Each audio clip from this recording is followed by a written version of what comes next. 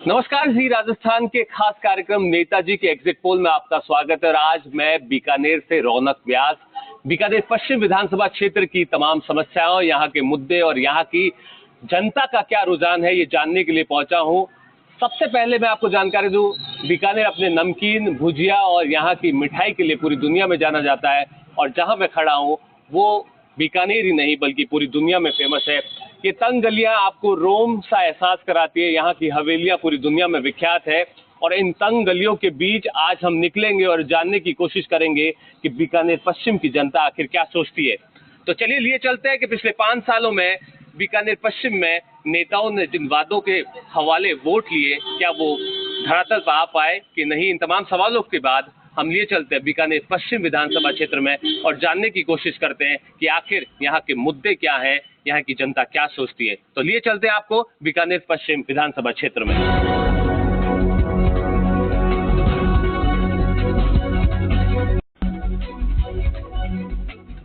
हमारी खास पेशकश नेताजी के एग्जिट पोल में हम जानने पहुंचे हैं कि आखिर ग्राउंड जीरो पर जनता का क्या सोच है। बीकानेर चूंकि अपनी संस्कृति के लिए पूरी दुनिया में जाना जाता है और अभी हम मौजूद है बीकानेर के आचार्यों के चौक में। तस्वीर आप देख सकते हैं। पाटा संस्कृति बेहद पुरानी संस्कृति है। एक वक्त था जब इन पाटों पर बैठकर लोग पंचायत किया करते थे, देश विदेश की बातें, और आज भी वो संस्कृति यहाँ देखने को मिलती है। उसकी झलक यहाँ देखने को मिलती है। जब लोग अपने घरों पर लौटते हैं काम से तो पहले इन पाटों पर बैठते हैं और शहर के साथ साथ देश और दुनिया की चर्चा यहाँ पर करते हैं। तो कहीं ना कहीं तमाम उन लोगों से जानने की कोशिश करते हैं कि पिछले 5 सालों में बीकानेर शहर में क्या हुआ, क्या कुछ नहीं हुआ, यहाँ के जनरल मुद्दे क्या है, समस्याएं क्या है। बातचीत करता हूँ। क्या कहेंगे श्रीमाली जी? देखिए, हम लोग जानने की कोशिश कर रहे हैं कि ग्राउंड जीरो पर पहुंचकर आखिर बीकानेर की जन समस्याएं क्या है, जिनको लेकर आपको लगता है कि काम किया जा सकता है, बीकानेर का विकास होगा, किन मुद्दों पर चुनाव लड़ा जाता रहा है, क्या कहेंगे? बीकानेर को विकास की बहुत ज़्यादा ज़रूरत है। विकास की अगर हम बात करते हैं तो यहाँ यूथ हमारा सबसे ज़्यादा पिछड़ गया है। तो इस शहर के अंदरूनी भागों की अगर हम बात करें तो बीकानेर के यूथ को वापस चेतना लाना पड़ेगा और उसको ये बताना पड़ेगा कि जो वो अभी जो कार्य कर रहे हैं वो बहुत गलत तरीके से हैं।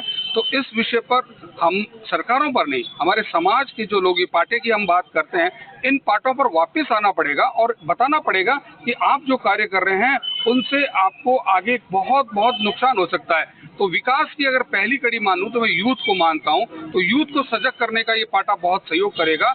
और शिक्षा के क्षेत्र में अगर बात करें तो बीकानेर ने बहुत कुछ दिया है। बीकानेर ने ऐसे ऐसे महानुभावों को दिया है जो विश्व पटल पर अपना नाम कायम कर रखे हैं। उन चीजों को हमारे आज के यूथ को वापस से इंडिकेट करना पड़ेगा कि वो वापस उस दिशा में आए। तो बीकानेर में बहुत विकास की संभावनाएं हैं। अच्छा, हम लोग जो पाटा संस्कृति की बात कर रहे हैं, कहा जाता है कि एक वक्त था जब यहाँ पर चर्चाएं होती थी, कोर्ट लगती थी। क्या है ये संस्कृति? बीकानेर चूंकि हालांकि पूरी दुनिया में तो यहाँ के किले, हवेलियों और भुजियों के लिए फेमस है। देखिएगा, पाटा वैसे तो मैं यूं कहूँ, एक साइंटिफिक तरीका भी बताता हूँ। आज के ज़माने में भी अगर हम बात करें तो हमारे इस हैप्पी इंडेक्स को अप करता है। क्योंकि जब हम बहुत तनाव और इन सब चीज़ों से होते हैं तो जब इस पाटे पर आते हैं तो हमें बहुत रिलैक्स मिलता है, क्योंकि हम हर तरह की बात करते हैं। तो ये जो पाटा है महाराजा गंगा सिंह जी के समय से ही चलता आ रहा है और उन्होंने तो विशेष तौर पर इस पर बहुत सारी सुविधाएं दी थी। तो यहाँ से कुछ चीज़ों को वहाँ तक पहुँचाया जाता था, राजा लोग मानते थे। और आज भी हम परंपरा का निर्माण करते हैं। वो परंपरा क्या थी कि यहाँ जो हमारे शहर के अंदरूनी पाटों पर जो चीजें होगी उसको फाइनलाइज करने का जो मोहर लगती है वो महाराजा सिंह जी, गंगा सिंह जी वगैरह जो लगाते थे। तो बात को कहीं ना कहीं समझना चाहिए, ये पाटे बहुत महत्वपूर्ण करते हैं। और मैं तो आज के परिप्रेक्ष्य में भी अगर बात करता हूँ तो बीकानेर में अगर ये पाटे हैं तो बीकानेर का हैप्पी इंडेक्स इसी कारण अप है। और मैं वापस वही यूथ पर आना चाहूंगा कि यूथ को भी कहना चाहिए कि वो अपना हैप्पी इंडेक्स अप करें ताकि उन सब चीजों से दूर हो जा सकता है। बिल्कुल बिल्कुल, कहीं ना कहीं देखिए चर्चा हम लगातार कर रहे हैं। कुछ और लोग मेरे साथ मौजूद है, बातचीत में करता हूँ। सर, क्या कहेंगे? देखिए, चुनाव बेहद करीब है। जिन मुद्दों को लेकर नेता आपके बीच पहुंचे थे, उन समस्याओं का समाधान हुआ कि नहीं हुआ? बीकानेर की जो परिस्थिति आज भी 1980 से लेकर आज तक, एक व्यक्ति चुनाव लड़ा उन्होंने और यहाँ तक पहुँचे वो, और बड़े बड़े पोस्टों पर रहे हैं। लेकिन आज भी अगर हम जोधपुर, कोटा, भीलवाड़ा और अन्य जयपुर और भी कई ऐसे हमारे जो जिले हैं उनको देखते हुए बीकानेर आज भी बहुत पिछड़ा हुआ है। हमारे यहाँ जितनी समस्याएं क्या क्या, मुख्य तौर पर बड़ी समस्याओं की बात करें? मैंने क्या कहा आपको, इंडस्ट्री यहाँ नहीं है, यहाँ पे आपको जो रेल समस्या, जो रेल गेट का जो समस्या है, वो आज तक भी पूरा नहीं हो रहा है। तो बरसों तक ये इधर उधर की बातें करते रहे, कभी केंद्र सरकार के पाले में डालते, कभी राज्य सरकार के पाले में डालते, और इन्होंने आज तक कुछ नहीं किया। देखिए, पार्टी की बात से हटकर अगर हम बात करते हैं तो गोकुल प्रसाद जी के बाद में आज भी एक भी ऐसा नेता नहीं है। हम नंदू महाराज चूंकि आम आदमी से जुड़े हुए थे, लेकिन गोकुल प्रसाद जी ने जो बीकानेर की जनता के लिए जो कार्य किया था, आज तक वैसा नेता है ही नहीं। अब नए आदमी की जरूरत है हमें, ऐसे अब जब नेता पहुंचेंगे, चुनाव करीब है, जब वोट मांगेंगे तो किन मुद्दों की बात रखने वाले हैं आप? युवा, सबसे पहले युवा, जरूरत युवाओं को है। हम लोग मैं आज भी ये बताऊं, पढ़ा लिखा होने के बावजूद बीकानेर से जाकर और कलकत्ता रह रहा हूं 25 साल से, और हर मेला जैसे रामदेव जी का 15 दिन यहाँ आते हैं, और चुनाव होता है तो भी एक शौक रहता है, क्योंकि पाटा संस्कृति आप जो हम इसको मानते हैं, इसकी सबसे बड़ी खूबी है कि यहाँ बड़े से बड़ी पोस्ट वाला और एक चपरासी भी है, वो एक साथ बैठता है। यहाँ पर आकर वो कोई ऐसी परिस्थिति नहीं कि ये बड़ा अफसर है और ये चपरासी है, सबसे बड़ी। तो बिल्कुल, आप क्या कहेंगे सर? आपके तो बाल सफेद हुए, पूरी जिंदगी देखी है आपने बीकानेर में। अगर बात करें मुख्य समस्याओं की, जिन मुद्दों को लेकर 5 साल पहले नेता आए थे, क्या समस्याओं का समाधान हुआ? वो ये बाईपास मुद्दा बड़ा मुद्दा है, बाईपास नहीं हुआ है, अंडरपास नहीं हुआ है, गैस के लिए यहाँ ट्रांसपोर्टेशन का नहीं बन पाए हैं, काफी मुद्दे हैं। बिल्कुल, देखिए, मैं भी कोशिश करता हूँ कि पाटे पे बैठकर यहाँ की संस्कृति को समझूं और यहाँ के लोगों के बीच बैठकर जानने की कोशिश करूँ कि आखिर यहाँ के लोग किन मुद्दों को लेकर इस साल चुनाव देने वाले चुनाव में वोट। मैं बातचीत करता हूँ। सर, आप क्या कहेंगे? देखिए, जब पाटे पे बैठते हैं तो चर्चाएं होती है, और चर्चा का विषय ये है कि आखिर बीकानेर का विकास कैसे हो। बीकानेर का विकास तो ये रेलवे फाटक है, उसकी समस्या हो, सड़कें बने, नालियाँ बने, और युवा है वो ऐसे ही भटक रहे हैं, पढ़े लिखे, उनको नौकरियाँ नहीं मिलती है, उसके ऊपर सरकार को ध्यान कर देना चाहिए। बिल्कुल बिल्कुल, युवाओं को नौकरी मिले। क्या कहेंगे सर, आप लोग किस तरह से देख रहे हैं? आप लोग तो यंगस्टर्स हैं, तो कहते हैं कि अब देश तो युवाओं का है, युवा क्या सोच रहा है? परिवर्तन होना चाहिए और राजनीति में युवा आने चाहिए और युवाओं को ही टिकट मिलनी चाहिए। और जो मोदी जी हैं उनका भी यही सपना है कि युवा आना चाहिए, तो युवा ही आना चाहिए इसमें। आप क्या कहेंगे सर? आप लोग पार्टी पे बैठते हैं, 500 साल पुरानी संस्कृति है, लेकिन अब क्योंकि वक्त बदला है तो संस्कृति के साथ साथ क्या आप लोग ये चाह रहे हैं कि विकास होना चाहिए? एकदम, हर कोई युवा ही यही चाहता है कि विकास होना चाहिए। पिछले 40 वर्षों से ये रेलवे बाईपास कर रहे हैं, आज ये अंडरपास पर राजी हो गए। पिछले जब चुनाव की बात थी तो उन्होंने घोषणा की थी कि टोल फ्री नंबर देंगे, जनता का सीधा जुड़ा हमसे हो जाएगा। आज तक हम टोल फ्री नंबर का इंतजार कर रहे हैं। ये जब बिजली का निजीकरण हुआ था तब इन्होंने नक्सू सीट पर धरना दिया था हमारे विपक्षियों ने कि भाई जैसे हम सत्ता में आएंगे और अगर मैं मंत्री बना तो कल्ला साहब है वो ऊर्जा मंत्री भी बने। उसके बाद भी आज तक निजीकरण नहीं हटा। अब ये करके 20 साल का एएमयू था, तो आपको उस समय पता नहीं था कि 20 साल का एएमयू जनता को मूर्ख बनाने का काम कर रहे हैं, और ये आगे भी मूर्ख बनाएंगे। इस पर हम इनको जवाब देंगे, और हमें एक ऐसा युवा चाहिए जो युवाओं का सर्वांगीण विकास की सोचे, उसके अलावा यूथ से जुड़ा रहे, और अगर रात को या 24 घंटे में कभी भी किसी काम पड़े वो युवा सबके साथ तैयार रहे। बिल्कुल बिल्कुल, और भी बहुत सारे लोग मैं बातचीत करता हूँ, जानता हूँ। क्या कहेंगे सर, आप लोग किस तरह से देख रहे हैं? चुनाव बेहद करीब है। बीकानेर की जो मूलभूत आवश्यकताएं हैं, चाहे बिजली, पानी, सड़क, तंग गलियां हैं यहाँ की, उनकी सड़कों का निर्माण की बात करूं, क्या कुछ काम हो पाया? काम बहुत सारे हुए हैं 5 सालों में, और हमें काम से कोई दिक्कत नहीं है, संतुष्टि है। लेकिन हमारा एक ही मुद्दा है, वो है 99 से हम शिक्षक जो इंतजार करते हैं भर्ती का, वो करीबन 250 शिक्षक है, और 1999 में हमने फॉर्म भरे थे और आज तक हमारी नियुक्ति हुई नहीं है। कोई रोक नहीं है, सरकारी कोई न्यायालय रोक नहीं है। फिर भी हमारे इस मोहल्ले के 15-20 और पूरे राजस्थान पश्चिम, बीकानेर पश्चिम से करीबन 250 आदमी नौकरी के इंतजार बैठे हैं।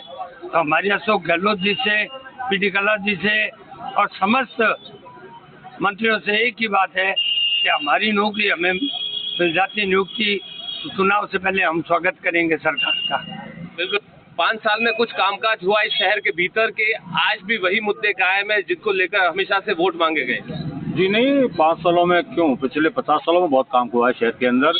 हेरिटेज को संरक्षण मिला है शहर के अंदर, और आप जो बात कर रहे हो कि रोम की तर्ज पे ये गलियां बसाई गई, तो आप यहाँ की तंग गलियों को देखेंगे जब आपको, तो आपको एहसास होगा कि इस बीकानेर शहर की स्थापना और बनावट जिस हिसाब से रखी गई, उससे दिनों दिन निखारा गया यहाँ के नेताओं द्वारा, यहाँ की पब्लिक द्वारा।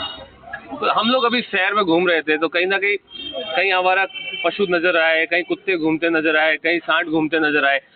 तो ये कहीं ना कहीं आपको नहीं लगता जब पर्यटक यहाँ पहुँचता है तो एक ऐसी तस्वीर लेके जाता है जो कहीं ना कहीं हमारे शहर पे भद्दा हो, दाग हो?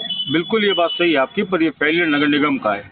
यहाँ भाजपा का बोर्ड है, यहाँ मेयर भाजपा का है, और ये उसका फेलियर है कि आवारा पशु हमें सड़कों पे दिखते हैं। सरकार ने बहुत सी व्यवस्थाएं आवारा पशुओं के लिए की है। यहाँ नंदी गौशालाएं खोली गई हैं, निगम द्वारा बहुत सी व्यवस्थाएं की गई है। चूँकि प्रशासन काम सही ढंग से नहीं कर रहा है, इसीलिए हमारी बदनामी होती है। अच्छा, अब जब वोट मांगने के लिए नेता आएंगे आप लोगों के बीच, तो क्या कुछ रखने वाले हैं आप लोग? मुद्दा रखेंगे? क्योंकि निश्चित तौर पर मुद्दों पर ही लोग चुनाव लड़ते हैं। निश्चित रूप से काफ़ी मुद्दे हैं, और काफ़ी जनमानस का जो सिस्टम ये कह रहा है कि जो भी मुद्दे पहले उठाए गए उनको पूरा क्यों नहीं किया गया। हाँ, निश्चित रूप से मैं आपके जी.टीवी के माध्यम से एक मैसेज ज़रूर देना चाहूँगा कि ये एक लोकतंत्र है और लोकतंत्र का उत्सव है। तो इस उत्सव में आम नागरिक को जागृत अवस्था में आकर ये देखना चाहिए कि चुनाव लड़ने वाले दावेदार कौन कौन हैं, और उन दावेदारों में से किसकी ऐसी सोच है जो कि आम जन को लाभान्वित कर सकती है। हाँ, मैं किसी भी एक पक्ष का समर्थन न करते हुए ये बात जरूर कहूँगा कि ये लोकतंत्र का उत्सव है, और इसे निश्चित रूप से 100% भागीदारी के साथ जो युवा चाह भी रहे हैं वो उसको निभाएं, और एक दावेदारों को अपने मन स्तर के ऊपर, अपने मानसिक स्तर के ऊपर सोचें कि कौन सा दावेदार क्या दमखम रखता है, क्या सोच रखता है, क्या आम जन के प्रति भावना रखता है। ऐसा बीकानेर का यूथ समझ चुका है, और निश्चित रूप से आगे आने वाला टाइम बहुत अच्छा है बीकानेर के। अच्छा, क्योंकि बीकानेर धार्मिक नगरी के तौर पर भी जाना जाता है, क्या कहेंगे सर, आप क्या कहेंगे? देखिए, धार्मिक तौर पर अगर हम बात करें इस शहर की, कुछ और लोगों से बात करता हूँ, क्या कहेंगे? देखिए, धार्मिक तौर पर बीकानेर जाना जाता है, धार्मिक नगरी, छोटी काशी के नाम से भी। उस लिहाज से अगर हम बात करें, कुछ विकास हुआ? सर, धार्मिक तौर पर कुछ खास विकास है, जैसा साहब ने बताया कि सिर्फ वो एक धरोहर को संरक्षण रखने काम किया गया है। आज सर पूरे दुनिया में देखा जाए तो सबसे ज़्यादा यूथ वाला देश भारत देश है, लेकिन इस भारत देश की यूथ ही आज इतनी ज़्यादा परेशान है। यूथ के लिए कोई सर विजन का काम कुछ नहीं हो रहा। जो भी आज सरकार आ रही है वो सिर्फ सरकार अपना खुद का एक फंडा लेकर आती है, उस फंडे तक सीमित रख रही है चुनाव को, उसके बाद उस फंडे को धीरे धीरे लोगों को बुलाने का काम कर रही है। लेकिन एक यूथ का विजन होना। 5 साल में कुछ हुआ? 5 साल जो बीते हैं, जो वादे करके नेता पहुंचे थे, अब सर 5 साल में कुछ भी नहीं हुआ। अगर आप एक ग्राउंड रिपोर्ट देखें तो सर कुछ भी नहीं हुआ। ये पार्टा संस्कृति है, यहाँ पर रोज बैठकर मुद्दा होता है, एक मुद्दे को लेकर बहस होती है, अंत में मुद्दे का से रिजल्ट तो नहीं आता है कि कुछ भी कर लो, रिजल्ट में जो चुनाव में टिकट मिलना है वो सिर्फ 2-3 परिवारों को मिलना है। ये सब बहुत बड़ा दुर्भाग्य की बात है कि 2-3 परिवारों तक सीमित रह गई राजनीति। कोई नए इंसान को मौका नहीं मिल रहा, कोई नया आदमी अगर उभरना भी चाह रहा है तो उसको दबाने का काम किया जा रहा है। बिल्कुल, निश्चित तौर पर देखिए, कहीं ना कहीं मुद्दे हैं, लोग यहाँ पर अपनी बात रखते हुए नजर आए। निश्चित तौर पर ये कहा जा सकता है कि चुनाव बेहद करीब है और लोग ये चाह रहे हैं कि उनके क्षेत्र में विकास हो। जो लोग विकास की बात पर वोट मांगने आएंगे उन्हें वोट दिया जाएगा। अभी हम मौजूद है बीकानेर के कोटगेट इलाके में। आप देख सकते हैं किस तरह से शहर का मुख्य केंद्र है, हृदय स्थल माना जाता है और पुराने शहर में एंट्री गेट के तौर पर माना जाता है। कोर्ट की तरफ आने वाला एक दरवाजा, इसलिए इसका नाम कोर्ट गेट रखा गया। और अगर बात की जाए सबसे मुख्य समस्या की, जिस पर पिछले कई सालों से, दशकों से चुनाव लड़े जा रहे हैं, वो है बीकानेर के इन रेलवे फाटकों की समस्या की बात हम लोग कर रहे हैं। जनता लगातार इससे त्रस्त है। दिन में 45 बार ये फाटक बंद होता है। शहर को 2 हिस्सों में बांटने वाली ये रेलवे लाइन है, जिससे लोग परेशान हैं। इन समस्याओं के मुद्दों को हम जानने के लिए ग्राउंड जीरो पर पहुंचे हैं और लोगों से, जनता से जानने की कोशिश करेंगे कि आखिर इन रेलवे फाटकों की समस्या के समाधान के लिए जिन नेताओं ने बड़े बड़े वादे किए थे, वोट मांगे थे, वो पूरे हुए कि नहीं हुए। जो लोग यहाँ पर बैठे हैं, छोटी छोटी दुकानों में काम कर रहे हैं, मैं उन तमाम लोगों से जानकारी लूंगा, बातचीत करूंगा। भाई साहब, क्या कहेंगे? देखिए, रेलवे लाइन पर आप बैठे हैं, रेलवे फाटक के पास में। जो नेता चुनाव में वोट मांगने आते हैं, आप क्या कहेंगे? रेलवे फाटक की समस्या यहाँ कब से बनी हुई है, कितनी दिक्कतें हैं? चलिए सीधा लिए चलते हैं आपको